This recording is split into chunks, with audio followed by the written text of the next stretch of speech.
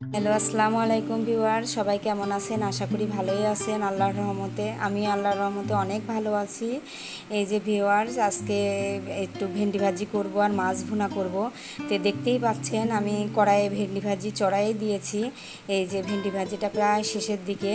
ভেন্ডি ভাজিটা আর একটু নাড়াচাড়া করে কিছুক্ষণ রান্না করে আমি ভেন্ডি ভাজিটা রান্না শেষ হয়ে যাবে আজকে সকালবেলা থেকে। এই আর পাশের চুলায় আমি এই যে মাছ ভুনা করার জন্য প্রথমে কড়াইয়ে তেল দিয়ে দিলাম।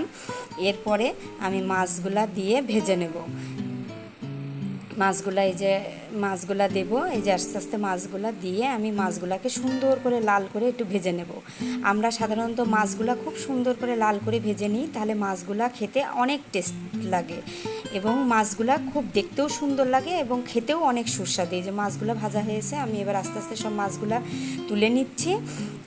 এরপরে মাছগুলা ভাজা হয়ে গেলে মাছগুলা তুলে নিয়ে এই যে পরবর্তীতে আর যে কয়টা মাছ ছিল আমি দিয়ে দিলাম। দিয়ে এবার মাছগুলো এই কয়টাও ভাজা হয়ে গেলে তুলে নিয়ে এইবার আমি মশলা দিয়ে দিলাম আস্তে আস্তে। বাটা মশলা যেগুলো দেওয়ার ছিল, জিরে, আদা, পেঁয়াজ, রসুন, এগুলো সব দিয়ে আমি মশলাটাকে সুন্দর করে কষায় নিয়ে এবার হলুদের গুঁড়ো, মরিচের গুঁড়ো আর লবণ, ধনিয়া গুঁড়া এগুলা সুন্দর করে দিয়ে আমি মশলাটাকে সুন্দর করে কষায় নেব। মশলাটাকে অনেকক্ষণ ধরে কষায় নিতে হবে। তারপরে এই যে লবণ দিয়ে দিলাম, দিয়ে মশলাটাকে সুন্দর করে নাড়াচাড়া করে আমি একটু কষিয়ে নিচ্ছি।